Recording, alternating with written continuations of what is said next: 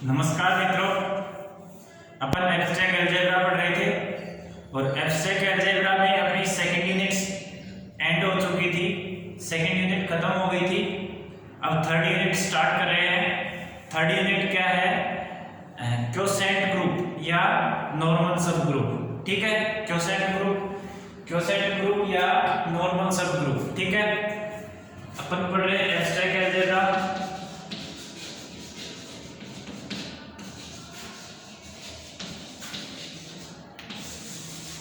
Unit third start कर रहे हैं।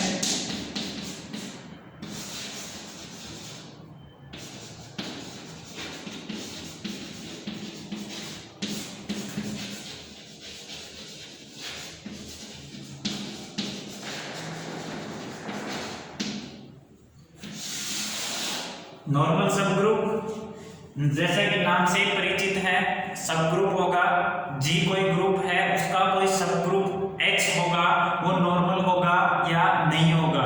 ठीक है, तो इसके लिए हमें सब ग्रुप पढ़ना पड़ेगा। सब ग्रुप देखिए, सब ग्रुप होता क्या है?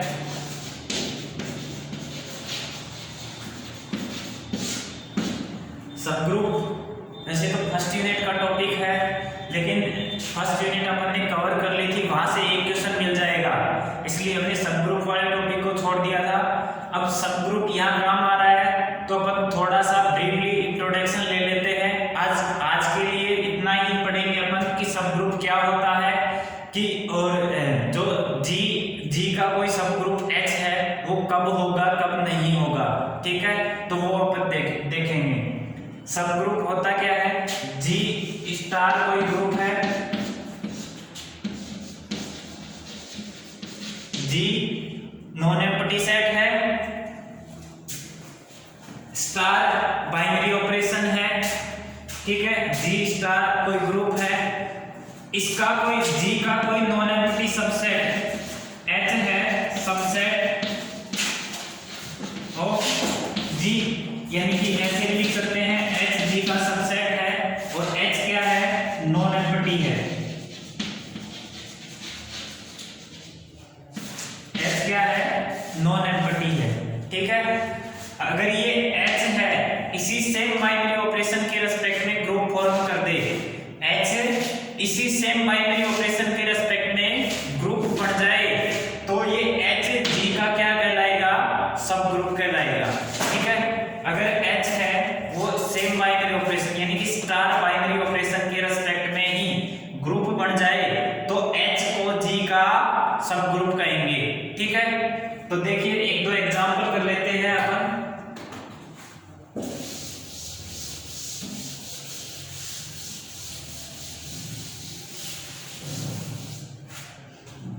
देखो, मैं जी ले रहा हूं, कॉम्प्लेक्स नंबर ले रहा हूं। जी क्या ले रहा हूं? Complex number. कॉम्प्लेक्स नंबर किसके रेस्पेक्ट में ग्रुप होता है? एडिशन बाइनरी ऑपरेशन के रेस्पेक्ट में ग्रुप। फर्स्ट लेक्चर जो लिया था उसमें मैंने बताया था कॉम्प्लेक्स है, एडिशन के रेस्पेक्ट में ग्रुप होता है, मल्टीप्लिकेशन के रेस्पेक्ट में non zero complex number group होता है, सब्ट्रैक्शन के रेस्पेक्ट में ग्रुप होता है, एडिशन मल्टीप्लिकेशन डिवाइडेशन के रेस्पेक्ट में नहीं होता, क्योंकि 1/z z का इनवर्स क्या होगा? 1/z होता है, और ये नॉन जीरो होना चाहिए, इसलिए ये z डिवाइडेशन के रेस्पेक्ट में ग्रुप नहीं होता है। ठीक है, तो हमें जी ले रहे हैं C प्लस यानी कि complex number addition binary operation के रेस्पेक्ट में, और H इक्वल टू ले रहा हूं A प्लस आयोटा B। ठीक है, और वेयर A B है वो सेट ऑफ रेशनल नंबर के मेंबर हैं। ठीक है, A और B set of rational number के मेंबर हैं। अब इसको हमें सेम बाइनरी ऑपरेशन यानी कि H प्लस को ग्रुप फॉर्म करना है। Now we have to show that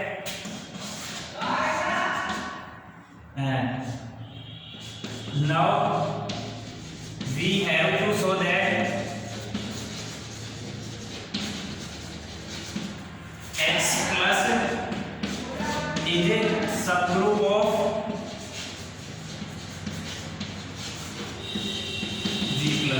ठीक है, H प्लस है और G प्लस का सबग्रुप है, ये हमें प्रूव करना है। फर्स्ट प्रॉपर्टी क्या होती है, क्लोजर प्रॉपर्टी। क्लोजर प्रॉपर्टी क्या कहती है कि दो मेंबर लेंगे अल्फा और बीटा, दो नंबर लिए हमने अल्फा बीटा जो H के मेंबर है, और अल्फा प्लस बीटा किया, वो अगेन अगर H का मेंबर आ जाए, अल्फा और बीटा दो मेंबर लिए H के, अगर हम अल्फा प्लस बीटा करेंगे वो भी अगर H के मेंबर आ जाए तो क्लोजर प्रॉपर्टी को सेटिस्फाई करेगा। ठीक है, अब देखो अल्फा बराबर तो लिया आपने, H में किस टाइप के मेंबर हैं, A प्लस आइटा B के टाइप के मेंबर हैं। H में कौन से मेंबर हैं, alpha A plus iota B के मेंबर हैं, जहां A और B है वो रेशनल नंबर है। तो यहां हमने लिया अल्फा बराबर A1 प्लस आइटा B1, जहां और बीटा बराबर लिया हमने A2 प्लस आइटा B2, जहां A1 A2 B1 B2 वो मेंबर किसके हैं, H के हैं, वो मेंबर Q के हैं। ठीक है, A1 A2 B1 B2 को मेंबर Q के हैं। अब हमें अल्फा प्लस बीटा करना है, अल्फा प्लस बीटा बराबर होगा A1 plus iota B1 plus A2 plus iota B2, real number को रियल नंबर के साथ, A1 plus A2 plus iota B1 को B1 प्लस B2, दो रेशनल नंबर का sum, again rational number, sum of two rational number,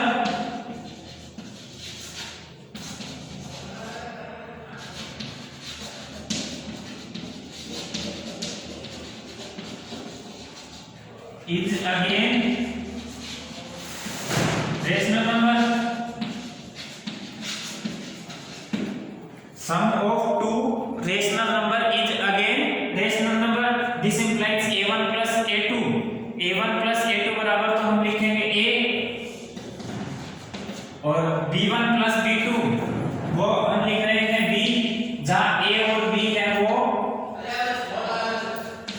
Q के member हैं, this implies alpha plus beta, alpha plus beta also belongs to Q, this implies H है closure property को satisfy करता है, H satisfy closure property.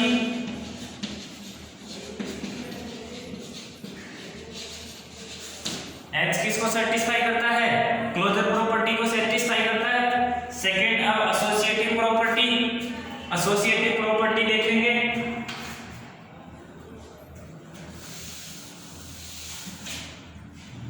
Second property associative, associative क्या कहता है, alpha beta gamma तीन मेंबर हैं H के, this implies alpha plus beta plus gamma बराबर अल्फा प्लस बीटा और प्लस गामा, ये सेटिस्फाई करना चाहिए। और एडिशन में हम जानते हैं कोई भी रियल नंबर हो, कॉम्प्लेक्स नंबर हो, रेशनल नंबर हो, एडिशन को आगे पीछे करो या पीछे वाले को आगे लेके करो, वो हमेशा एसोसिएटिव प्रॉपर्टी सेटिस्फाई करता है। ठीक है, इसलिए हम इसको प्रूफ नहीं करेंगे, और प्रूफ अगर आप करना चाहो तो अल्फा बराबर A1 plus iota B1, beta बराबर A2 plus iota B2, gamma बराबर A3 प्लस आइटा B3 करके कर सकते हैं। ठीक है, थर्ड प्रॉपर्टी है existence of identity.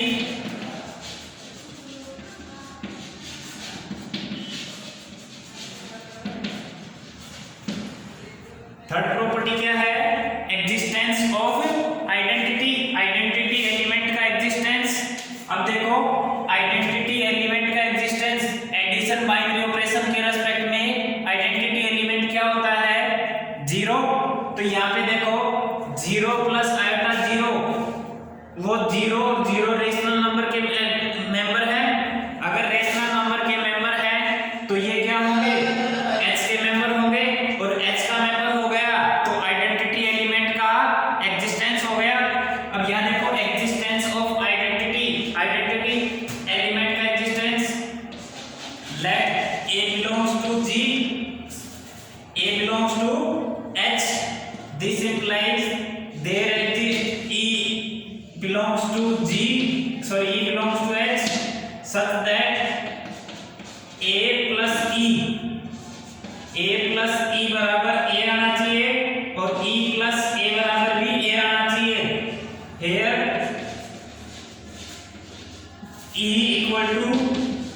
Plus iota 0 और 0 0 ये मेंबर है Q के, अतः H में तत्समक अवयव का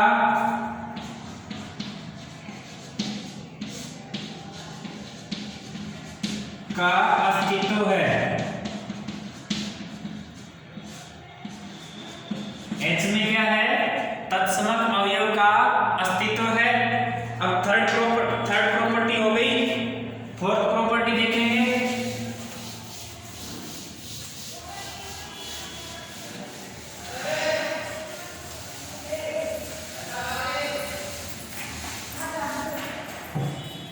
फोर्थ प्रॉपर्टी क्या है?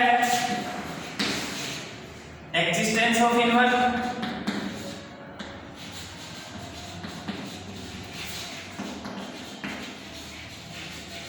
एक्जिस्टेंस ऑफ इनवर्स एलिमेंट का अस्तित्व। तो हम यहाँ क्या करेंगे?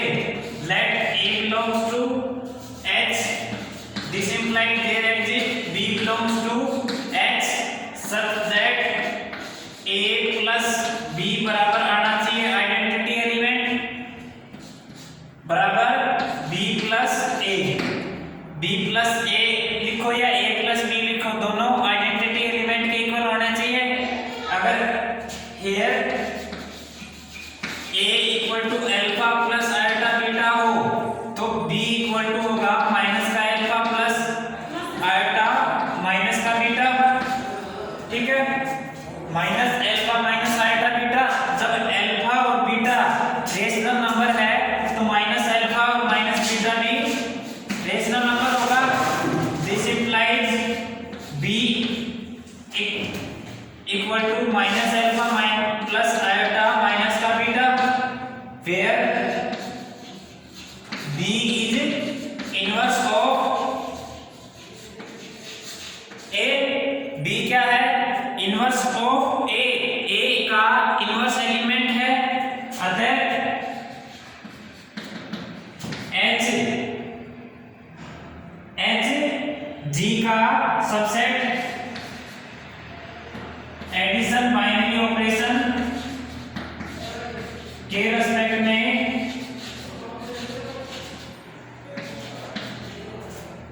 ग्रुप के सभी गुणधर्मों का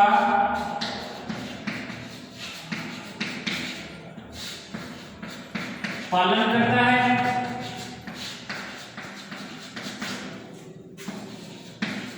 अतः Hg का उपग्रुप होगा। H क्या है? G का उपग्रुप होगा। ठीक है, अब देखिए H को G का सबग्रुप या उपग्रुप बता दिया। अब यहां से देखेंगे कि अगर H है वो G का उपग्रुप है तो उसको नोटेशन में कैसे डिनोट करेंगे?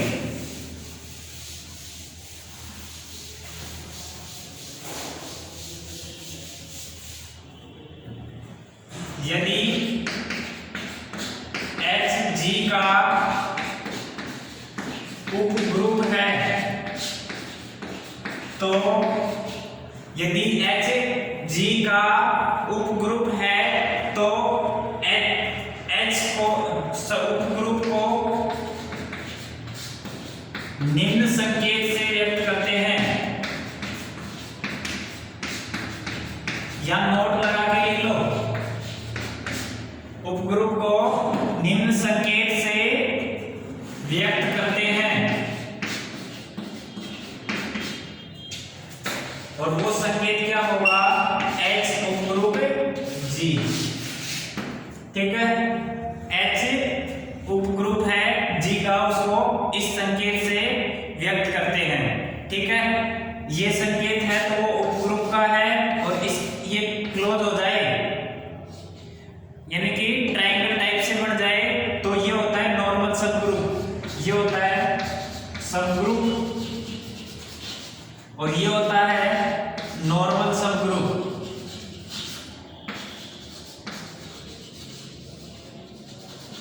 ठीक है, उम्मीद करते हैं ये समझ में आया होगा।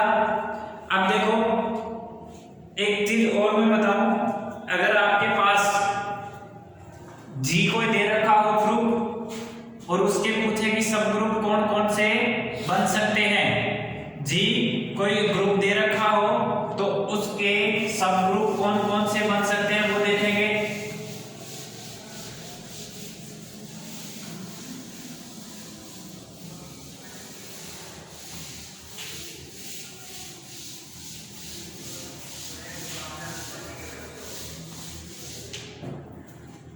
जैसे ये देखो G इक्वल टू है Z10 और एडिशन मोडुलो 10 बाइनरी ऑपरेशन के रेस्पेक्ट में ग्रुप होता है, sorry Z10 addition binary operation 10 के रेस्पेक्ट में, एडिशन मोडुलो 10 बाइनरी ऑपरेशन के रेस्पेक्ट में ये ग्रुप होता है।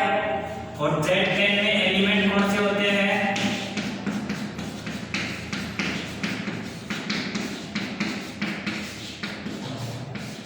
0 से 9 तक के एलिमेंट होते हैं, ठीक है, 0 1 2 3 4 5 6 7 8 9, ठीक है।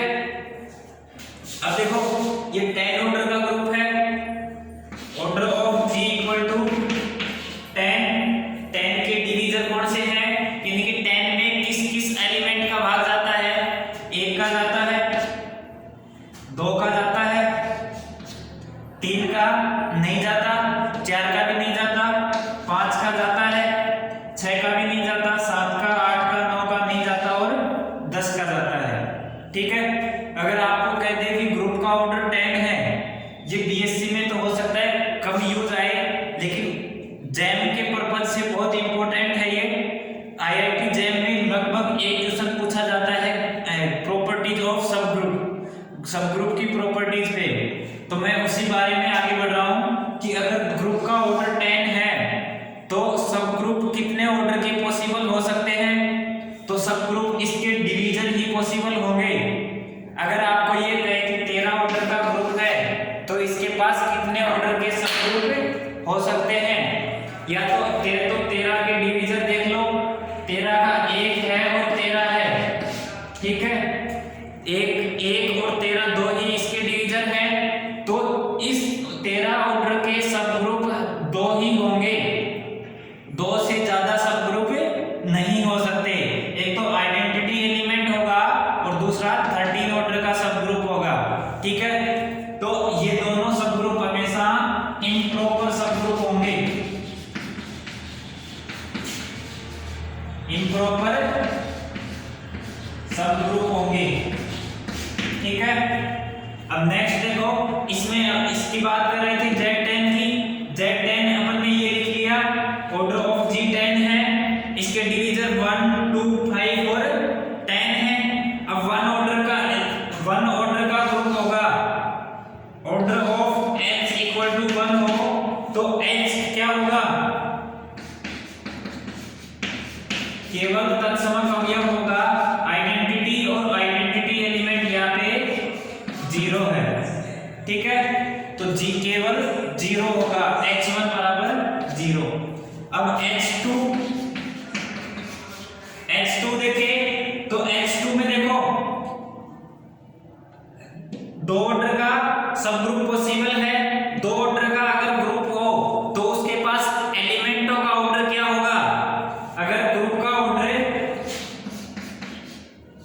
Order of G equal to 2 हो तो इसके पास एक एलिमेंट तो होगा 1 ऑर्डर का और एक एलिमेंट होगा 2 ऑर्डर का, ठीक है। तो एक एलिमेंट ऑर्डर 1 का 1 ऑर्डर का एलिमेंट आइडेंटिटी 0। अब देखो यहाँ पे 0 का ऑर्डर 1 का ऑर्डर 10, 2 का ऑर्डर 5, 3 का ऑर्डर 10, 4 का ऑर्डर 5 और 5 का ऑर्डर 2, 6 का ऑर्डर 5, 7 का ऑर्डर 10, 8 का ऑर्डर 5 और 9 का ऑर्डर 10, ठीक है। ये मैंने कैसे लिखा, मैं अब आपको भी ऐसे ही ध्यान रखना है कि 0 का ऑर्डर 1 का ऑर्डर 10, 1 प्लस 1 प्लस 1 प्लस कितने बार करेंगे, 10 टाइम करेंगे, तो ये 10 आएगा और 10 एडिशन मोडुलो 10 लगाएंगे तो 0 होगा। ठीक है, यहां से आएगा। अब देखो H2 में दो ऑर्डर का सब ग्रुप है, दो ऑर्डर का सब ग्रुप है, तो एक एलिमेंट एक ऑर्डर का और एक एलिमेंट दो ऑर्डर का, तो इसमें दो ऑर्डर का एलिमेंट कौन सा है 5, तो 0 और 5 ये H2 बनेगा दो ऑर्डर का एलिमेंट, दो ऑर्डर का सब ग्रुप। H3 5 ऑर्डर का सब ग्रुप, 5 ऑर्डर के सब ग्रुप, 5 ऑर्डर का जो ग्रुप होता है उसमें एक एलिमेंट 1 ऑर्डर का होता है और 4 एलिमेंट 5 ऑर्डर के होते हैं। 1 ऑर्डर का एलिमेंट, 5 ऑर्डर के एलिमेंट 2 4 6 और 8, इन सभी का 5 ऑर्डर है। और 10 ऑर्डर का H10 बराबर G या Z10, सॉरी H4। ठीक है, एक तो खुद और आइडेंटिटी दो हमेशा इम्प्रॉपर सब ग्रुप होते हैं। ठीक है, उम्मीद करते हैं ये समझ में आया होगा। अगर कोई डाउट हो तो कमेंट करिए। अपने को ग्रुप की डेफिनेशंस देखनी थी, ग्रुप की डेफिनेशन बताई मैंने, और ये नॉर्मल सब ग्रुप में काम आएगी, इसलिए मैंने इसको थोड़ा सा डिस्क्राइब किया है। ठीक है, उम्मीद करते हैं समझ में आया होगा। कोई डाउट हो तो मैसेज करिए। नेक्स्ट लेक्चर में नेक्स्ट टॉपिक के साथ आगे बढ़ेंगे। धन्यवाद।